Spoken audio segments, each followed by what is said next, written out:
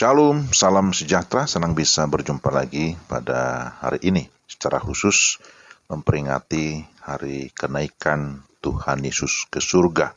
Kita akan mendengarkan firman Tuhan, mari kita berdoa. Tuhan, kami mau merenungkan kebenaran firman-Mu. Terangilah hati kami, supaya kami dapat memahami dengan baik dalam nama Yesus. Amin.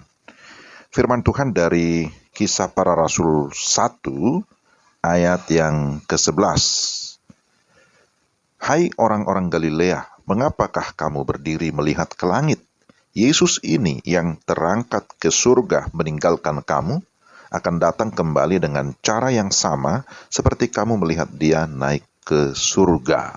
Demikian firman Tuhan, Kisah 1 ayat yang ke-11. Renungan kita saya beri judul, Yesus naik ke surga. Saudara yang terkasih dalam Tuhan, berita tentang kenaikan Yesus ke surga tentu itu bukan berita yang baru. Namun demikian, kita perlu memahami apa sih tujuan atau makna daripada kenaikan Yesus ke surga. Ada beberapa hal yang ingin saya sampaikan berkaitan dengan tujuan Yesus naik ke surga.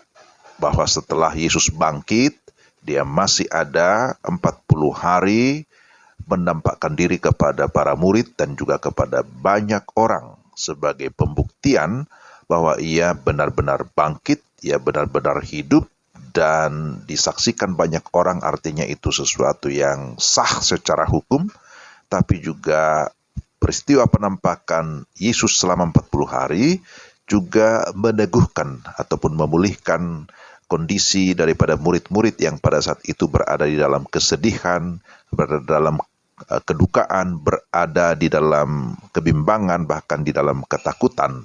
Tapi juga Yesus memberikan mereka mandat ataupun amanat agung berkaitan dengan pemberitaan Injil ke seluruh dunia atau ke segala suku-suku bangsa.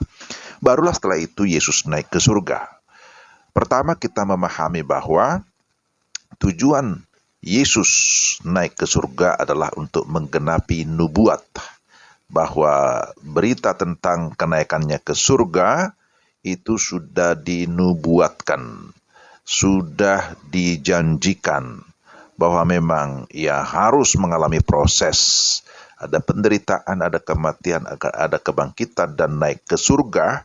Itu merupakan paket nubuatan yang sudah disampaikan oleh para nabi di dalam perjanjian lama, dan juga dia sendiri, Yesus sendiri pernah menyatakan itu kepada murid-muridnya. Jadi apa yang dijanjikan itu pasti akan digenapi. Yesus naik ke surga, dia menggenapi semua nubuatan, menggenapi janji, dan dia memang berasal dari surga, dan dia harus kembali ke surga untuk menyatakan kekuasaannya, untuk kembali kepada tahtanya yang memang berasal dari surga.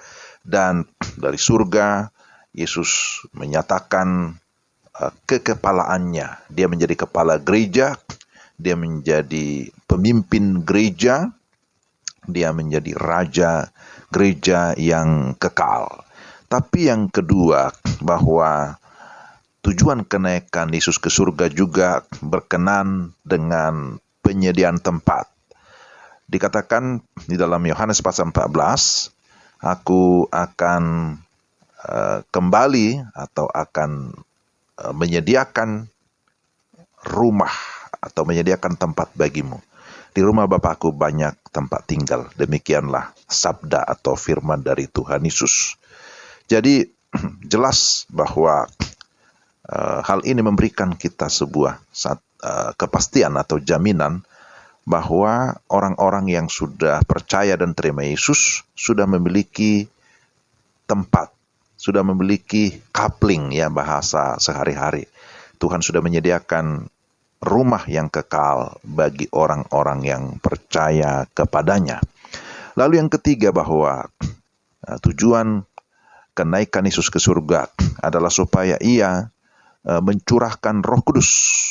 Yesus kembali ke surga tidak berarti bahwa dia meninggalkan umatnya atau meninggalkan orang-orang yang percaya kepadanya, tetapi dia berjanji, kalau aku naik ke surga, maka Roh Kudus akan dicurahkan, dan itu sudah digenapi pada hari Pentakosta, bahwa Roh Kudus yang sudah dicurahkan itu adalah roh yang menyertai, roh yang menguatkan, roh yang menuntun, roh yang menopang, roh yang mengajar dan menolong orang-orang percaya agar senantiasa hidup di dalam rancangan Tuhan, hidup di dalam menjalankan mandat yang Yesus sudah berikan kepada gereja. Dengan demikian, bahwa setiap orang yang sungguh-sungguh percaya kepada Yesus yang bangkit dan naik ke surga akan senantiasa memiliki satu kepastian, satu keyakinan bahwa sesungguhnya hidupnya sudah memperoleh satu jaminan kehidupan kekal, dan sementara ada dalam misi di tengah-tengah dunia ini tetap ada dalam penyertaan Tuhan, penyertaan Roh Kudus. Jadi karena itu kita patut bersyukur dan bersukacita merayakan kembali peristiwa yang sangat bersejarah, kenaikan Yesus ke surga yang diperingati secara bersama-sama di seluruh dunia oleh seluruh gereja atau orang-orang percaya. Kiranya melalui peringatan akan kenaikan Yesus ke surga, kita semakin diteguhkan dan semakin bersemangat menjalani kehidupan kita hari lepas hari, dan kita tetap mengingat kita diutus oleh Tuhan untuk menjadi saksinya di tengah-tengah dunia ini, untuk menjadi garam dan terang, untuk menyatakan kebesarannya, untuk menyatakan bahwa di dalam Dia, di dalam Yesus ada kepastian keselamatan. Mari kita berdoa. Tuhan, terima kasih untuk firman-Mu hari ini yang sudah meneguhkan kami dan memberikan kami kepastian bahwa di dalam Yesus Kristus ada kehidupan yang kekal. Mampukan kami untuk terus dapat menjalankan tugas kami sebagai gereja yang harus bersaksi di tengah-tengah dunia ini, menyatakan bahwa keselamatan hanya di dalam Yesus. Dalam nama-Mu kami berdoa dan bersyukur. Amin.